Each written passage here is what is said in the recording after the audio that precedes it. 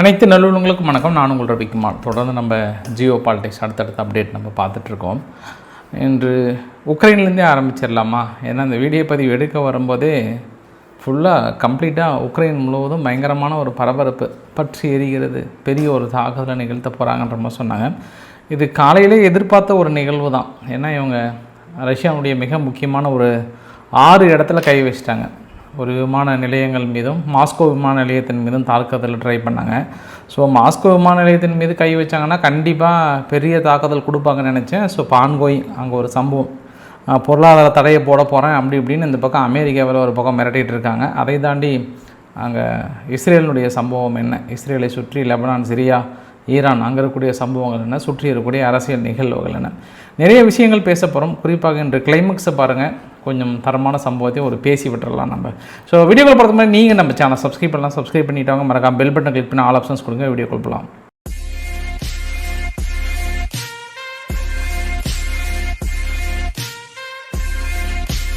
இப்போ நான் வீடியோ எடுக்கும்போது 9 மணி. ஏன்னா அங்கே வீட்டிலேருந்து சொந்த ஊருக்கு வந்ததுனால கொஞ்சம் டைம் ஆகிடுச்சு.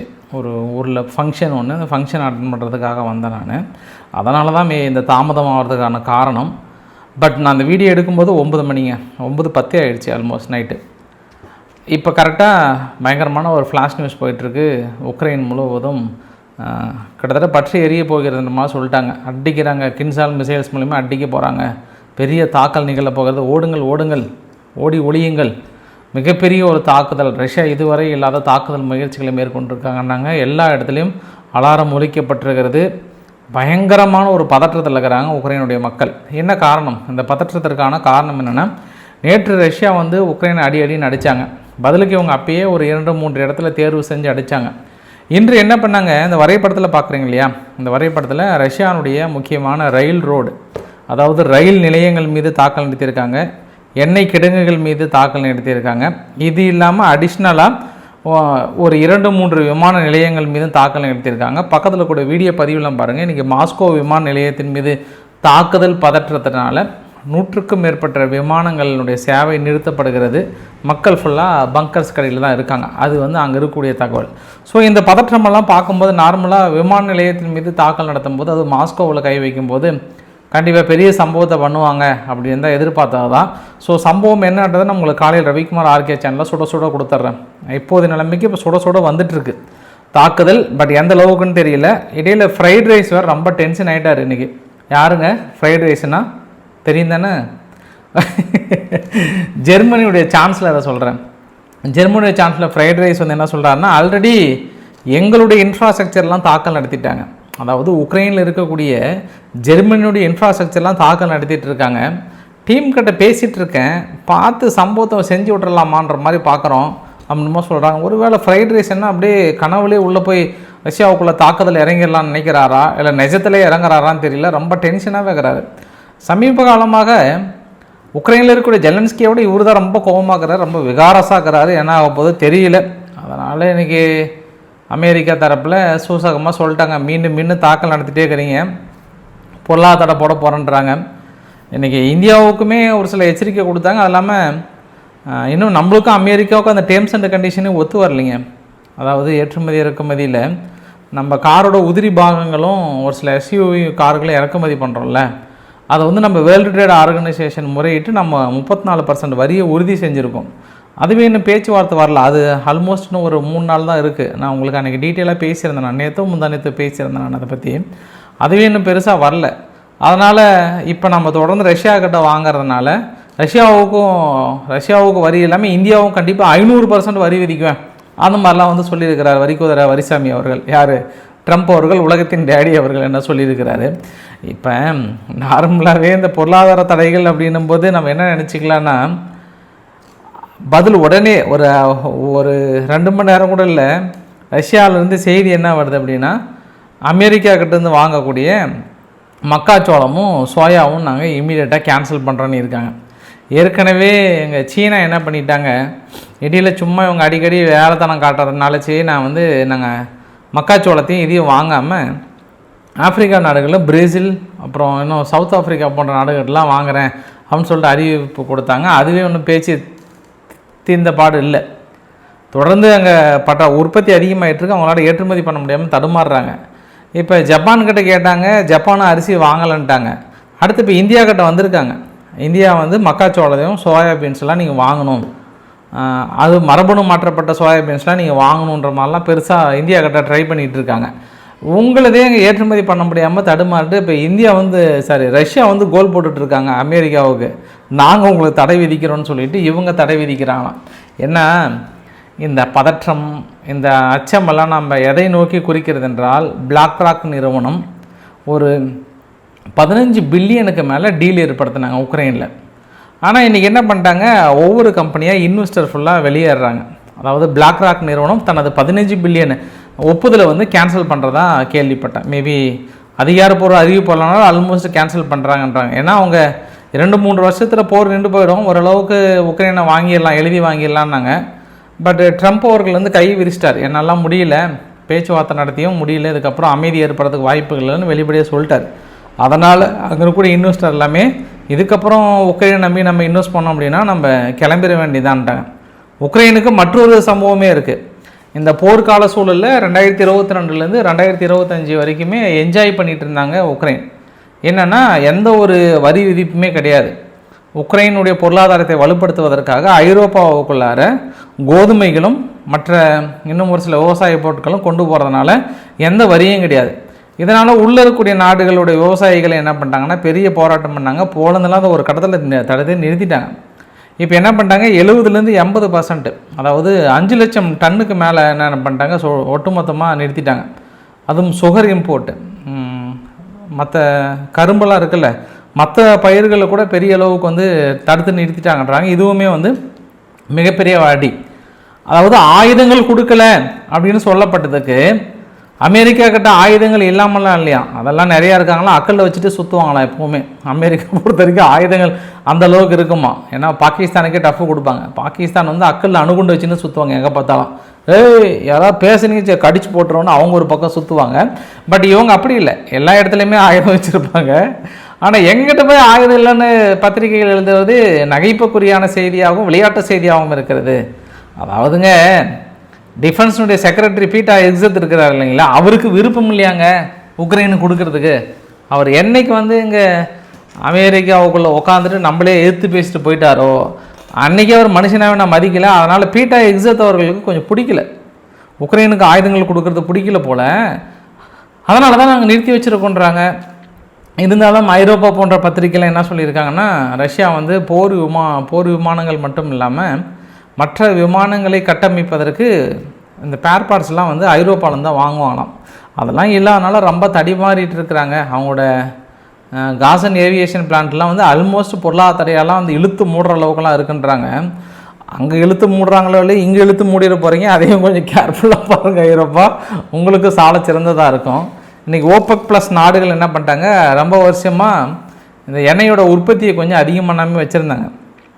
ஒரு 4,11,000 பேரல் அளவுக்கு உற்பத்தி பண்ணாங்க ஃபார் டேவுக்கு. இப்போ என்ன பண்ணிட்டாங்க, 5,50,000 பேரல் ஃபார் டேவுக்கு வந்து அதிகம் பண்ணிட்டாங்க.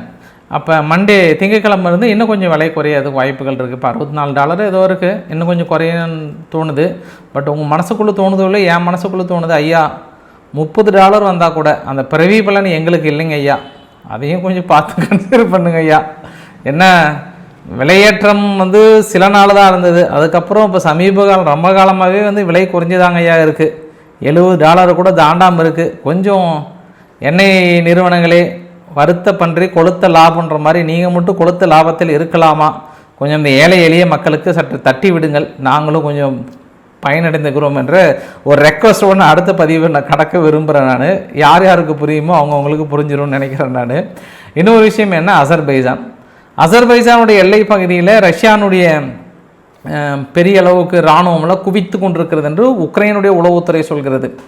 உக்ரைனுடைய உளவுத்துறை என்ன சொல்கிறதுனா, அசர்பைஜான் ப்ளஸ் வந்து அர்மீனியா ரெண்டுடைய எல்லை பகுதியில், அதுலேயும் குறிப்பாக அர்மீனியா என்ன பண்ணிட்டாங்க, ரஷ்யாவுடைய நிறுவனத்தையே வந்து அவங்க முடக்கிறாங்க இல்லையா, முடக்கிட்டு சீஸ் பண்ணிட்டு அரசுடைமை ஆகினாங்க இல்லையா, அதனால் கடுமையான கோவத்தில் இருக்கிறாங்க, எந்த நேரத்துலையும் தாக்கல் நடத்த போகிறாங்கன்னாங்க. பட் அப்படி ஒரு ஃபேக்ட் நடந்துச்சு அப்படின்னா முதல் முறையாக இந்தியாவுடைய ஆயுதம் ரஷ்யாவை எதிர்த்து நிற்க போகுது. ஏன்னா அர்மீனியாவுக்கு மிகப்பெரிய ஆயுதங்களில் கொடுக்கறதுல அர்மீனியாவோட 40% பங்கு யாருது இருக்குன்னா அது இந்தியாவது இருக்குது. இன்றைக்கி கூட பெரிய அளவுக்கு அஸ்தர் MK1 வந்து டீல் போட்டிருந்தாங்க அர்மீனியா கிட்ட. அது இல்லாமல் அடுத்தடுத்த ஆயுதங்கள் எல்லாமே தொடர்ந்து கேட்டேக்கிறாங்க. நம்மளுடைய மேக்ஸிமம் ஆயுதங்கள் வந்து நம்ம கஸ்டமர் அவங்க தான், நம்மளுக்கு அர்மீனியா தான். அர்மீனியாவுக்கு நம்ம ஆயுதம் கொடுக்கறது அசர்பைஜான் வெளிப்படையாக எதிர்ப்பு தெரிவிச்சிருந்தாங்க. இந்தியா வந்து தனது கடும் கண்ணெல்லாம் தெரிவித்திருந்தாங்க. சப்போஸ் இப்போ ரஷ்யா வந்து அர்மீனியா அடிக்கும் பட்சத்தில் முதல் முறையாக இந்த ஜியோ பாலிட்டிக்ஸில் யாருமே எதிர்பாராத ஒரு நிகழ்வு, நம்ம அர்மீனியாவை கொடுக்கறது. அர்மீனியா வந்து யாரை எதிர்த்து நிற்க போகிறாங்க, ரஷ்யாவை எதிர்த்து தாக்கல் நடத்த போகிறாங்க என்பது கூடுதல் சிறப்பம்சம் இவரானார். அதை நம்ம பொறுத்திருந்து பார்க்க வேண்டிய ஒரு நிகழ்வாக இருக்கிறது. அதான் ஜியோ பாலிட்டிக்ஸில் எந்த எதிரி எங்கே இருப்பாங்கன்னு தெரியாது, யாரை நம்பி ஆயுதங்கள் விற்கிறதுக்கு இல்லை என்பதும் கூடுதல் சிறப்பம்சம். அப்படியே நம்ம இந்த பக்கம் வந்தோம்னா இஸ்ரேல்கிட்ட வந்தோம் அப்படின்னா, லெபனானுக்கு இன்றைக்கி ஒரே நாளில் மட்டும் லெபனானில் 3 ட்ரோன் தாக்குதல். இதுக்கு முன்னெல்லாம் ஒரு நாளைக்கு 1 2 நாளைக்கு 1 அது மாதிரி தாக்கல் நடத்தினாங்க. பட் இன்று ஒரே நாளில் 3 தாக்குதல். கடந்த ஒரு வார காலத்துக்குள்ளார சதர்ன் லெபனான் பகுதியை அப்படியே இன்ச் பை இன்ச்சாக தாக்கல் நிகழ்த்திட்டே இருக்கிறாங்க இஸ்ரேலிருந்து. ஏன்னா ஆயுதங்கள் தாக்குறது மீது எல்லாமே. அதற்கு இஸ்ரேலுடைய பத்திரிகைகள் என்ன சொல்கிறாங்கன்னா, ஹெஸ்புல்லா வந்து தயாராகிட்டு இருக்காங்க, இஸ்ரேல் மீது தாக்குதலுக்கும் தயாராகிட்டு இருக்காங்க, ஆயுதங்களை வந்து பெரிய அளவு குவிச்சிட்டு இருக்காங்கன்ற ஒரு தகவலும் சொன்னதுனால இஸ்ரேல் என்ன பண்ணுறாங்க, கொஞ்சம் முன்கூட்டி ரைட் அதனால் அதை அழிச்சிடலான்ற அடிப்படையில் தாக்கல் நிகழ்த்திட்டு இருக்காங்கன்ற ஒரு கூடுதல் தகவல். ஆக்சுவலாக இன்றைக்கி பெய்ரூட்டில் பார்க்க முடிஞ்சுது. இந்த வீடியோ பதிவு பாருங்கள். இது ஹெஸ்புல்லா வந்து ஆயுதங்களை ஏந்தி பெய்ரூட்டில் வெளிப்படையாகவே ஒரு ரவுண்டு வராங்க. இந்த ரவுண்டு வந்து தனது ஆதரவை வந்து நிலைநாட்டுறாங்க. இந்த சம்பவம் நடக்கும்போது இன்னொரு சம்பவம் நடந்தது. அமெரிக்கானுடைய என்வாய் வந்து இங்கே போகிறாரு, லெபனான்லேயும் போகிறாங்க, ப்ளஸ் சிரியாவிலையும் போகிறாங்க. லெபனானில் அமெரிக்கா தரப்பில் அதுவும் ட்ரம்ப் அவர்கள் இன்றைக்கி செய்தியாளர்கிட்ட சொல்லும்போது என்னென்னா, மற்றொரு சுவிட்சர்லாந்தை உருவாக்க போகிறோம் லெபனானை, அந்த அளவுக்கு என்கிட்ட பழைய திட்டங்கள் இருக்குன்றாங்க. இந்த டைலாக் எங்கேயோ கேட்ட மாதிரியே இருக்குது. ஐயா, எந்த டைலாக்குனாலும் நீங்கள் எங்கள் முன்மாதிரிங்க தமிழ்நாடு தாங்க ஐயா. இந்த டைலாக்கை நாங்கள் இந்த மாதிரி சுவிட்சர்லாந்து ஆக்குவோம், அப்புறம் வந்து இந்த மாதிரி அந்த நாடு ஆக்குவோம், ஜப்பான் ஆக்குவோம், இது மாதிரிலாம் டைலாக் நிறைய கேட்ட மாதிரி தெரியுது. சரி, இதையும் லெபனானுக்குள்ளார இப்படி ஒரு டைலாக்கை சொல்லியிருக்காங்க. அதனால் அங்கே வந்து அமைதி, வளம், வளர்ச்சி, இதை நோக்கி லெபனானை மறுபடியும் பழைய லெபனானை கொண்டு வருவதற்காக சமீப காலமாக கடனில் தத்தளிக்கிறாங்க, பெரிய அளவுக்கு நாடு முன்னேற முடியாமல் தவிக்கிறாங்க. இது எல்லாத்தையும் மேலே வேண்டிய ஒரு சூழ்நிலை இருக்குது. அவங்கள இஸ்ரேல் அமெரிக்காவுடைய தலைமையில் ஆப்ரகாம் அக்கார்டில் கொண்டு வந்து சேர்த்து சம்பவம் செய்ய போகிறோன்னு சொல்லியிருக்காங்க.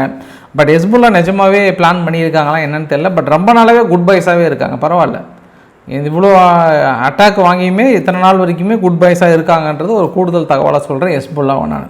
அப்படியே சிரியாவுக்குள்ளே பார்த்தோம் அப்படின்னா, யூகேனுடைய வெளியுறவுத்துறை அமைச்சர் டேவிட் லாமி அவர்கள் போயிட்டு சிரியானுடைய ஜுலானி அவர்களை வந்து சந்திச்சுட்டு இதுக்கப்புறம் நம்ம ஃப்ரெண்ட்ஸாக இருக்கலாம், பொருளாதாரம் நீக்க போகிறோம் அப்படி இப்படின்னு மானியத்தேனிய பொன்மானியன்னு பெரிய அளவுக்கு புகழ்கிறாங்க. பட் சிரியாக்கிட்டே அமைதிக்கான ஒப்பந்தத்தில் இஸ்ரேலுக்கான அந்த புஷ் வந்து தெரியுது, அதாவது ஒரு அழுத்தம் கொடுக்குறாங்கன்றது தெரியுது. சரி, இஸ்ரேலும் சும்மா இல்லை, அவங்க அழுத்தங்கள் கொடுத்து நீங்கள் அமைதியை நோக்கி போகிறீங்களே, கொஞ்சம் சும்மா இருக்கலாமா கோட்டசாமிங்களன்னா, உங்களுக்கு 2 வரைபடத்தை பக்கத்தில் காட்டுறேன் பாருங்கள். இது கோலன் ஹெய்ட்ஸ் பக்கத்தில் இஸ்ரேல் வந்து கைவசப்படுத்தி வைத்திருக்காங்க இவ்வளோ பகுதியை. இது இல்லாமல் அடுத்த பகுதியை வந்து உள்ளே ரெய்டு விட்டு அடுத்து முன்னேறுறாங்க. மேலே லெபனான் வரைக்குமே வந்து அந்த ரேஹ்லான்ற பகுதி வரைக்குமே ஐடிஎஃப் வந்து அடுத்து முன்னேறுறாங்க, தொடர்ந்து தாக்குதல் ஈடுபடுறாங்க. அங்கே இருக்கக்கூடிய ஆயுத குடோன்களையும் தொடர்ந்து அழிச்சிட்ருக்காங்க. இங்கே இஸ்ரேலினுடைய ஹெலிகாப்டர் வந்து சர்வசாதாரணமாக டமாஸ்கஸ் கீழெல்லாம் பறந்துட்டு போகுது. அங்கே சுட்டு வீழ்த்துறதுக்கோ கேட்கறதுக்கோ ஆளே இல்லை. இந்த 3ஆம் தேதி 4ஆம் தேதியும் தொடர்ந்து அங்கே தொந்தரவு கொடுத்துட்டே இருக்கிறாங்க. இவ்வளோ தொந்தரவுகளையும் ரொம்ப நாசுக்காக ஒன்றுமே சொல்லாமல் ரொம்ப அமைதியாக கடந்து போகிறார் அப்படின்னா அது ஜுலானி தான். கிட்டத்தட்ட வேறு யாருமே கிடையாது. ஏன்னா ஆரம்பத்தில் இவங்க தானே வளர்த்துனாங்க. அதனால் அல்கொய்தாவில் மிக முக்கிய பொறுப்பில் இருந்தார். அல்கொய்தா வளர்த்துனது யாருங்க? அமெரிக்கா தானே, இஸ்ரேல் தானே. அதனால் சரி, என்னதான் இருந்தாலும் நம்மளை வளர்த்தி விட்டவங்கள நம்ம எதிர்த்து பேசக்கூடாது, எதிர்த்து அடிக்கூடாதுன்ற எண்ணத்தில் ஒரு கொஞ்சம் அமைதியாகவே இருக்கிறாரு. அதனால் பேச்சுவார்த்தை கொஞ்சம் ஸ்மூகமாக தான் முடியும். அடுத்தடுத்து வந்து பெரிய அளவுக்கு போயிட்டுருக்கு. அடுத்து ஜப்பான் ஆக போகிறாங்க. அங்கே வந்து லெபனானை வந்து சுவிட்சர்லாந்து தான் மாற்ற போகிறாங்க. இப்போ இங்கே சிரியா வந்து ஜப்பான் ஆக போகிறாங்க. யார்? அமெரிக்கா, இஸ்ரேல் எல்லாம் சேர்ந்து கிட்டத்தட்ட ஜப்பான் ஆக போகிறேன்னு சொல்கிறாங்க. சரி, இது அவங்கவுங்கள தான் வெளிச்சம். ஏன்னா இந்த மாதிரி நம்ம தேர்தல் அறிக்கைகளை ரொம்ப பார்த்து நம்ம அனுபவப்பட்டிருக்கிறோம். அனுபவப்பட்டு நம்ம தான் இப்போ சீனியர் எல்லாத்துக்கும், உலக நாடுகளுக்கே சீனியர் இப்போ தேர்தல் அறிக்கையில். அதனால் நம்ம என்ன நடக்குன்னு தெரியும். நம்ம அதை விட மிக முக்கியமான தகவல் என்னென்னா, இந்த ரஷ்யானே வருது பாருங்கள், ஈரானுக்கும் அமெரிக்கான பேச்சுவார்த்தை இருக்கு இல்லையா, அப்படியே இழுத்து பிடிச்சிட்டே இருக்குது. ஒரு சில பத்திரிகைகள் வந்து வராங்கன்ற மாதிரி சொல்கிறாங்க, ஒரு சில பத்திரிகை நைஹேன்றாங்க. ஆனால் ஈரான் தரப்பில் ரொம்ப தெளிவாக இருக்காங்க. ஐஏஏ வெளியேறிட்டாங்க, எல்லாருமே வெளியேறிட்டாங்க, நாங்கள் வாய்ப்புகளே இல்லைன்றாங்க. இஸ்ரேல் தரப்பில் வந்து ஒரு பெண்டிங்காக வெயிட் பண்ணுறாங்கன்றதை நான் கன்ஃபார்ம் பண்ணேன் இன்றைக்கி. என்ன அப்படின்னா, இன்றைக்கி மறுபடியும் 4-5 பத்திரிகைகள் வந்து ஈரானை உசுப்பேத்துற மாதிரி எழுதியிருந்தாங்க. அதாவது ஐதுல்லா அலி காமேனி அவர்கள் வந்து பதுங்கு குழியில் ஒளிந்து கொண்டிருக்கிறார், எப்போவுமே ஃப்ரைடே ப்ரேயருக்கு இது வரைக்கும் மிஸ் பண்ண மாட்டாராம், மேக்ஸிமம் வந்துடுவாராம், எல்லாம் மக்கள் மத்தியில் வந்து மேக்ஸிமம் தோன்றுவாராம். பட் இன்னுமே வெளியே கூட வராமல், செய்தி கூட சொல்லாமல், ஜஸ்ட் ஒரு 2 நாள் மட்டும் ஒரு அன்குவாலிட்டி வீடியோலாம் வெளியிட்டு இனிமேல் அவர் இருக்கிறாரா இல்லையா, இல்லை ஏஐ வீடியோவை பார்த்து வெளியேறாங்கன்னு சொல்லிட்டு அடுத்தடுத்து ட்விஸ்ட் பண்ணி விட்றாங்க அங்கே இருக்கக்கூடிய மக்களை. யார் பிரபல பத்திரிகைகளே, வாஷிங்டன் போஸ்ட்டும் சரி, இன்னும் ராய்டர்ஸ் பத்திரிகைகள், இது எல்லாமே அந்த பத்திரிகை பார்க்க முடியுது. அந்த ஈரான் அப்சர்வர், இந்த மாதிரியான பத்திரிகைகள்லாம் தொடர்ந்து எழுதிட்டே இருக்கிறாங்க. மக்கள் மத்தியில் ஒரு ஐயத்தை தொட்டிருக்காங்க. ஒருவேளை இஸ்ரேல் தாக்குதல் நடத்துறதுக்கு முன்பு அவருடைய இருப்பிடத்தை தெரிந்து கொள்வதற்காக இந்த மாதிரியான படைய திட்டங்களை தீட்டுறாங்களா என்னன்னு தெரியல. ஆனால் அமெரிக்கா தரப்பில் வந்து ஆல்மோஸ்ட் நாங்கள் அணு ஆயுதத்தை முடிச்சிட்டோம், மறுபடியும் தொடங்கினாங்கன்னா அது எந்த வகையில் நாங்கள் பண்ண முடியுமோ அந்த அளவு பண்ணுவோம், பொருளாதார தடைகளை போட போகிறோன்றாங்க. ஐயா, நீங்கள் பொருளாதார தடை போடுறது எல்லாமே எப்படி தாங்க ஐயா இருக்குது? இங்கே பாருங்கள், நீங்கள் இந்த வரைபடத்தில் பாருங்களேன், இது வந்து நீல கலரில் ஈரானுடைய ஆயில் அவுட்புட்டு உலக நாடுகளுக்கு ஏற்றுமதி செய்கிறது கடந்த 46 வருஷத்தில் 1965 தொடங்கி 2025 வரைக்குமே இருக்குது. இந்த பொருளாதார தடை வந்து 2015 பக்கம் போட்டாங்க. ஏதாவது பாதிப்பு தெரியுதுங்களா? ஏதாவது இருக்கா பார்த்தீங்களா? எதுவும் இல்லைல்ல. அங்கே சீனா பெரிய அளவு கை கொடுத்துட்ருக்காங்க, இந்தியாவும் நம்ம வாங்கிட்டு இருக்கோம், ஈரான்கிட்ட வாங்கிட்டு தான் இருக்கோம். அதெல்லாம் நம்ம சபகர் போர்ட்டெல்லாம் பெரிய அளவுக்கான அக்ரிமெண்ட்டில் தொடர்ந்து இருக்க தான் செய்யுது. அதனால் உங்கள் பொருளாதார தடையெல்லாம் பாஸ் கொஞ்சம் ஓரமாக போவாங்க பாஸ், நம்மளுக்கே கொஞ்சம் டென்ஷன் தான் இருக்குது, என்ன பண்ணுறது. இருந்தாலும் சீனா கிட்ட வந்து ஒரு 20 J-20 போர் விமானத்துக்கு வந்து ஆர்டர் கொடுத்துருக்காங்க, கூடிய விரைவில் நாங்கள் வாங்க போகிறோம்னு சொல்லியிருக்காங்க. அது இல்லாமல் J-20A, அப்புறம் அதுக்கு தேவையான என்ஜின்ஸ் WS-15 என்ஜின்ஸு, மீதி அடுத்தடுத்த தொடர்ந்து மேனுஃபேக்சரிங் மெத்தட்லேயே வந்து இன்வால்மெண்ட் ஆகிறாங்க ஈரான் சீனா கிட்ட வாங்குவதற்காக. சீனா தான் இப்போ ஒரே கடைசி கட்ட நம்பிக்கையாக இருக்கிறாங்க. ஸோ பொறுத்து வந்து பார்க்கலாம். இது அங்கே இருக்கக்கூடிய தகவல்கள். ஃபைனலாக வீடியோ நிறைய பக்கத்தில் 4 விஷயம் பார்த்துடலாம். முதல் விஷயம், ஷபாக் ஷெரீப் அவர்களுக்கு வந்து பல்பு கொடுத்துருக்குறாங்க. அவர் வந்து என்ன பண்ணிட்டாரு, நம்ம பாகிஸ்தான் வந்து ஏசியா யூத் கேமில் வந்து நெட்பால் சாம்பியன்ஷிப்பில் வந்து பட்டம் வாங்கிட்டோம், நம்ம தான் வின் பண்ணோம் அப்படின்னு போட்டாங்க. அதுக்கு பாகிஸ்தான் வின்லாம் பண்ணல, 6வது பிளேஸில் தான் இருக்காங்க. அது வந்து 2 வகை போட்டியில் தான் ஜெயிச்சிருக்காங்க, இன்னும் அவங்க ஜெயிக்கவே இல்லை அப்படின்னு போட்டிருக்காங்க. நல்ல வேலை அவங்க பாட்டுக்கு இந்த காசியப்பன் பாத்திர கடையில் ஜெயிச்ச கப்பு வாங்கிட்டு வந்து ஷபாக் ஷெரீப்புக்கிட்ட கொடுத்து ஃபோட்டோலாம் எடுத்து, ஐயா நான் உலக கோப்பையே ஜெயிச்சிட்டேன் அப்படின்னு சொல்லிட்டு போகாமல் போயிட்டாங்களேன்னு தோணுச்சு. ஐயா உங்களுக்கு இங்கேயும் தோணி இருப்பது, நான் அங்கே சொல்கிறேன், நான் ஈரானில் சொல்கிறேன். நான் ஷபாக் ஷெரீப் அவர்களுக்கு இப்படி ஒன்று வந்தது. அதே போல் ஆப்கானிஸ்தான் இருக்காங்கல்ல, ஆப்கானிஸ்தானில் என்ன அப்படின்னா இதுவரை இல்லாத பஞ்சம், மிகப்பெரிய அளவுக்கான பஞ்சம், தண்ணீர் பஞ்சம். என்னன்னு சொல்லாமல் சொல்கிறேன் பாருங்க, தண்ணீர் பஞ்சம் இருக்காம், ரொம்ப கஷ்டமாக.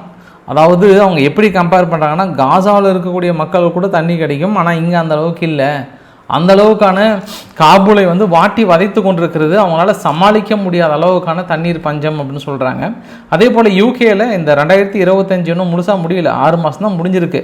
16,500 மிக பெரும் கோட்டீஸ்வரர்கள் வெளியேறி இருக்காங்கன்றாங்க. அந்த 16,500ல் 10,000 பேர் வந்து ரஷ்யாக்காரங்களே.